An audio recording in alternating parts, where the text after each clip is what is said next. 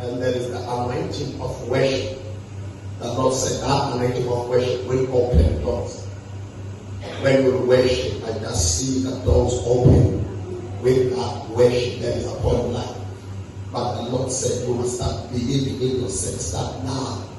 The Lord said the things at the back of your family, they must not intimidate you to worship God. I hear the Lord say, you will worship. When you will worship, God will bring restoration in your family. Through you. I hear the Lord say, I have trusted you for your family. I have trusted you for your family. Do not worry. Do not worry. The time has come where God is bringing the answers to your family. Console your prayers. Console your prayers for your family. I see the story to your family. Sometimes you worry too much. But I hear the Lord, Philippians 4, verse 5. When you read 4, verse 5, that is for you, that is for you, that is for you. That's what the Lord is.